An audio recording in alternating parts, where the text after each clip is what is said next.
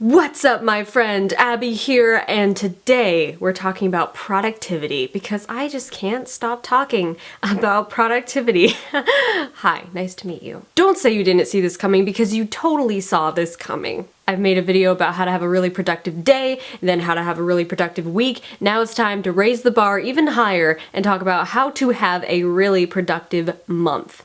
Let's go.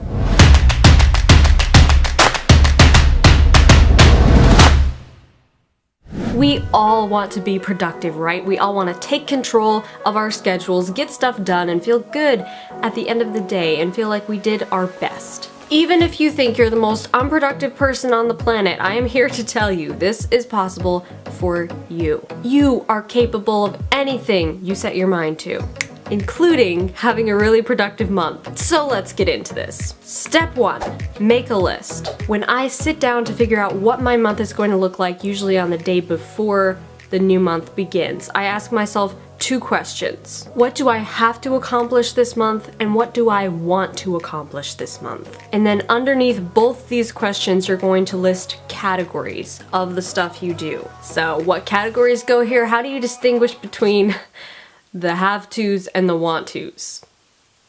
That's the tricky part. So here's my rule of thumb. Your have-tos are going to be all the things that sustain you. So this could be your job, your education, your business, even some obligatory things might fall under this category, such as nonprofit work. I run a nonprofit organization with my sister called Blue Freedom, and although it's not a source of income, it's something that I'm super passionate about and very committed to. And I'll leave the link below if you want to check out our mission and documentary. So basically, think of your have-tos as things that you need to do or else you'll get in trouble with your boss, your professors, the government, etc. Now, what goes into the want to section? Everything else. Everything that you feel like you've been wanting to do it for so long and you never have time to do it. However, even here, you have to prioritize. Some things, even in your want to category, are gonna be more important than others. So like, let's say you wanna read more books, but you also wanna start affiliate blogging and making an extra income on the side. You can't put those 2 things on the same level. The blogging thing could end up turning into a side business and open up new opportunities for the rest of your future. Whereas reading more books will just fill your head with new ideas and stories and knowledge. Now, don't get me wrong, reading is awesome and I love it so much, but it is not on the top of my priority list of things I want to do. Remember, everyone's priority list will look different, so you do you. Step 2, sort your have-tos and your want-tos. Chances are you have lots of different topics going on here, both in the things that are your responsibilities and the things that you want to make more time for. Okay, so start breaking these things down into categories.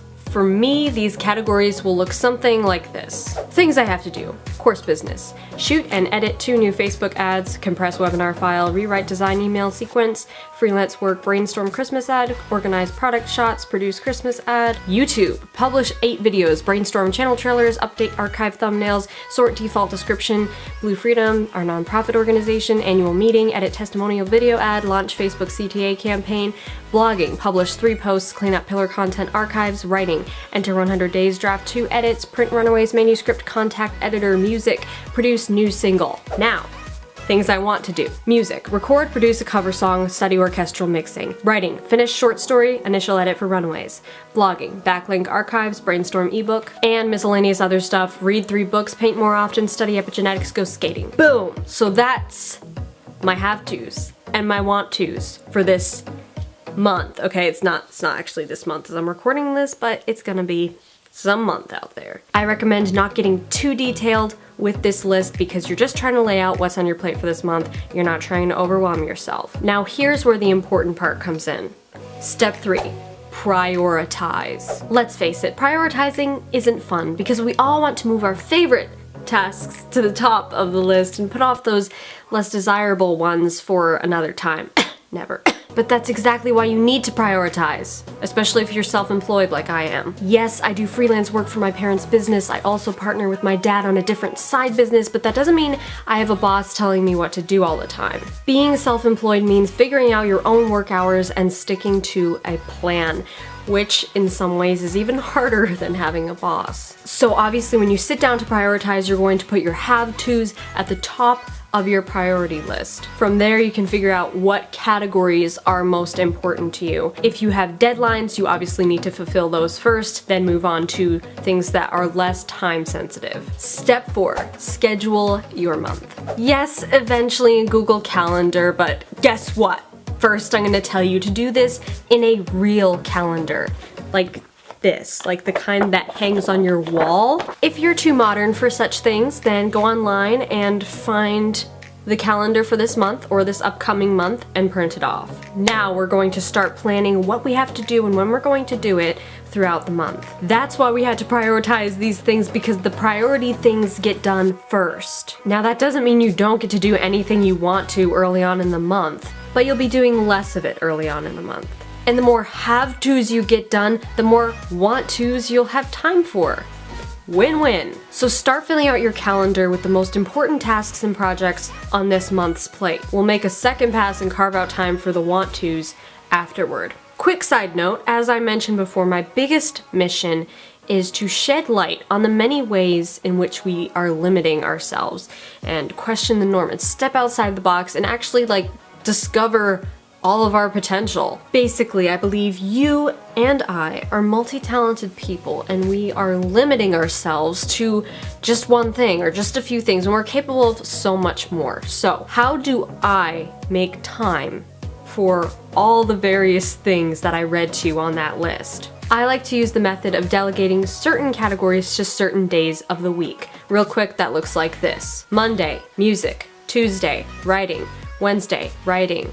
Thursday, blogging. Friday, YouTube. Saturday, video editing. Sunday, chill. And then of course I make time to work and make moolah, but as far as my creative stuff goes, that's basically like the themes of my days, if that makes sense. So maybe you should try this method. It works awesomely for me. I don't even know if I'm the one who came up with it. I've never seen anyone else do it, but then I kind of live under a rock, so.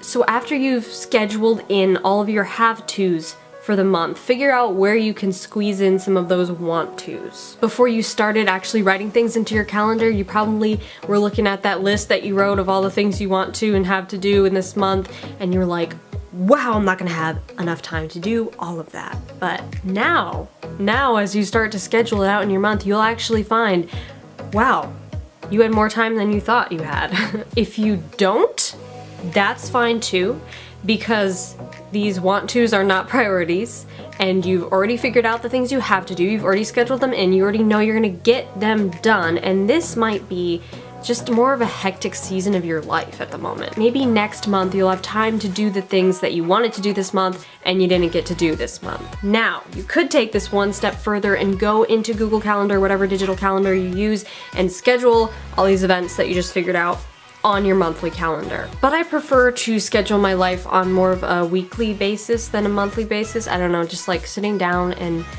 doing a whole month is like kind of extra, even for me. Unless I have some recurring event that I'm like, I know I'm gonna spend 3 hours every Thursday writing a blog post, maybe I'll schedule that to just go forever. But I just prefer to start afresh on Sunday and plan my week 1 week at a time. But that's just me, you do you. But if you go through all these steps and figure out your have-tos and your want-tos and actually take the time to schedule your life on a calendar, wow, you are going to have a really productive month, my friend. Now, time for you to talk to me. Tell me in the comments below, how do you plan your month so that you stay on track with your projects and deadlines while still making time to do the things you really want to do? If you have no clue and this video has given you some ideas and inspiration, smash that like button to show your appreciation. Well, sound kind of mean. Subscribe to this channel if you haven't already, because I post videos every Monday all about chasing your dreams and staying happy, healthy, and productive while you're at it. Alright, my friend, dream big, stay invincible, and rock on.